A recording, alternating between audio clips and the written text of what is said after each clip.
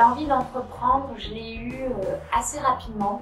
Déjà au lycée, j'avais des idées comme ça de sociétés qui seraient intéressantes de créer, soit pour faciliter les échanges entre les gens, soit parce que je lisais des articles dans les journaux, je me disais ah mais là il y a quelque chose à faire, quelque chose à construire. Donc j'ai eu plein d'idées avant de créer Génie Mobile, ou que ce soit sur le domaine de la conciergerie d'entreprise, sur les réseaux sociaux d'entreprise, etc.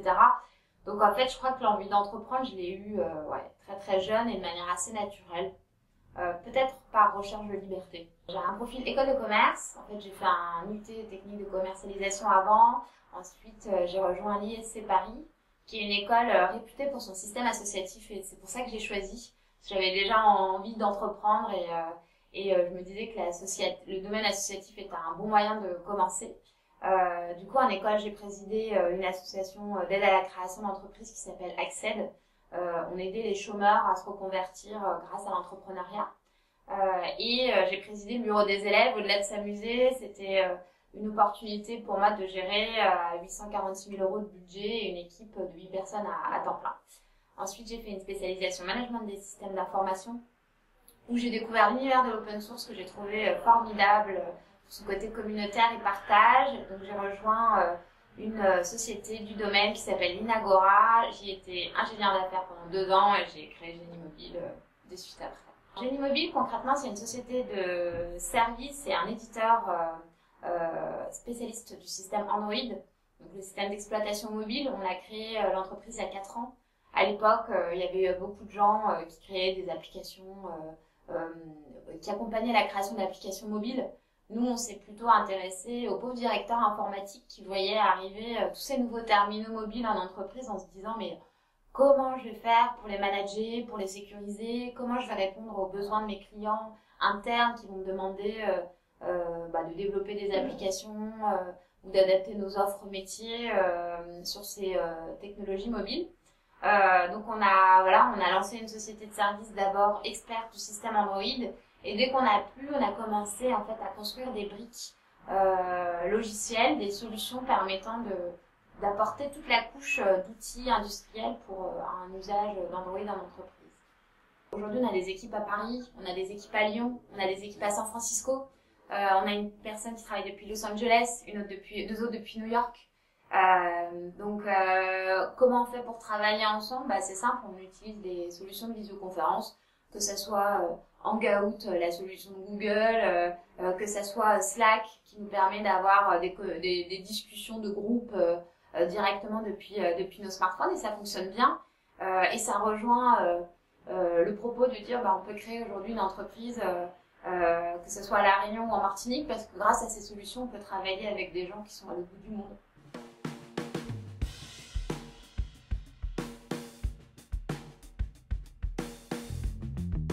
On a la chance aujourd'hui de vivre dans un monde hyper connecté, qu'on soit à La Réunion, en Martinique, aux États-Unis, en France.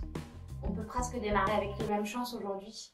Pour entreprendre, on a l'accès à une base de connaissances qui est incroyable, qui est Internet.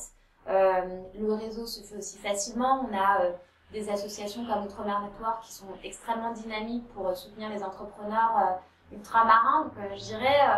n'ayez pas peur et allez-y, parce que aujourd'hui c'est vraiment possible de créer même depuis les îles paradisiaques qu'on aime tant. Ce qui a été déterminant dans mon parcours, je pense que j'ai eu la chance d'aimer l'école, parce que je viens pas d'une famille aisée, au contraire, et le goût de l'école m'a donné la chance de gravir au fur et à mesure les échelons des études et d'avancer. Pour moi, ça a été assez important dans mon parcours. Ce qui a été important également, c'est cette école de commerce qui est l'ISC pour son système associatif, parce que je pense que sinon j'aurais eu très vite envie d'aller travailler. Et une personne en particulier à l'ISC Paris, qui est Xavier Perrodin, qui s'occupait des associations à l'époque, qui au moment du choix de la 3e année, la spécialisation m'a dit va pas faire comptable, va dans les nouvelles technologies, systèmes d'information, tu t'éclateras bien plus là-bas et ça te permettra vraiment de développer ton esprit d'entrepreneur. Mes futurs projets professionnels sont essentiellement liés au développement de Génie Mobile, évidemment. On en est qu'au début du parcours. L'objectif là sur Génie Mobile, c'est de finaliser une levée de fonds de 10 millions d'euros environ, et c'est d'emmener cette entreprise le plus loin possible pour devenir ce leader des outils Android pour les professionnels. Donc voilà mon parcours, et s'il devait y avoir un après Génie Mobile, ça serait la création d'une nouvelle entreprise, je pense. Aujourd'hui, j'aimerais réussir à voyager tout en continuant mon aventure Génie Mobile. Ça serait mon rêve, et de le faire pour moi, mais aussi pour les équipes de Génie Mobile, de pouvoir se dire, ok, demain, si j'ai envie d'aller au Brésil, je peux aller au Brésil et travailler depuis le Brésil. Aujourd'hui, ça change pas vraiment beaucoup de choses. On peut se connecter, on peut communiquer avec nos équipes via Internet, et puis en même temps prendre le temps un peu de découvrir le pays. Et puis si demain j'ai envie d'aller en Afrique, je vais en Afrique, et si je retourne à La Réunion, je retourne à La Réunion.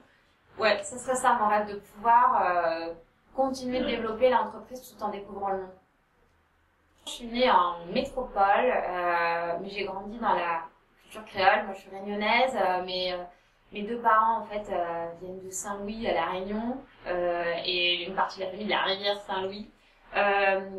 Donc oui, je dis, j'ai grandi dans la culture créole. On parlait créole à la maison, on mangeait du riz tous les jours. La cantine a été, voilà, une découverte. On n'avait pas du riz à tous les plats, c'était bizarre. Donc voilà, famille traditionnelle. J'ai encore beaucoup de familles présentes à La Réunion, et c'est pas près de changer. Moi, La Réunion, ça représente plein de choses. Déjà, il y a un côté découverte. Voilà, donc là, on va parler évidemment du côté touristique, mais c'est une île qui est magique parce que elle a beaucoup de choses en elle. Voilà, on parle de la montagne, on peut parler de la mer, on peut aller faire de la randonnée. C'est splendide, c'est des paysages voilà, préservés et tellement magnifiques. Et ça se rejoint, je trouve, sur la population réunionnaise. On a plein de métissages, plein de mélanges. Voilà, faut pas oublier, c'est une île sur laquelle il y avait personne à la base, et qui s'est construite de l'arrivée de plusieurs types de populations. Et moi, je trouve ça génial d'avoir tous ces gens qui ont des cultures à la base très différentes, mais en fait qui vivent ensemble, qui cohabitent, qui se retrouvent même être membres de la même famille, en ayant voilà, des allures très différentes. Donc pour moi, La Réunion, c'est découverte, c'est tolérance, c'est métissage. Mon lien avec la culture réunionnaise, déjà je le vis avec ma famille, parce que voilà, j'ai mes oncles et mes tantes, cousins, cousines à La Réunion, donc on essaie de garder un maximum de contacts. Mon lien avec la culture réunionnaise, je l'ai avec avec mes petits frères et sœurs, avec ma maman. Donc voilà, beaucoup de côté familial. Tous les ans, je dis, il faut absolument que j'aille passer au moins un mois à La Réunion. Ça me manque, mais avec l'entrepreneuriat, malheureusement, c'est pas toujours évident.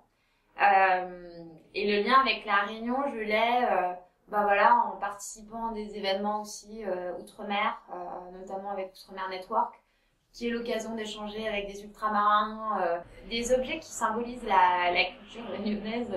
Alors oui, mais plutôt à la maison. Ça va être dans les cadeaux qu'on peut se faire. Voilà, j'ai ma boîte, j'ai ma boîte à bijoux qui est en forme de lit en bois que j'avais acheté à La Réunion. Le fait d'avoir une association comme Femmes au-delà des mers, je trouve que c'est très bien pour deux choses. La première, c'est de mettre en avant ces femmes qui ont des projets, et qui y croient et qui se battent pour et qui y vont.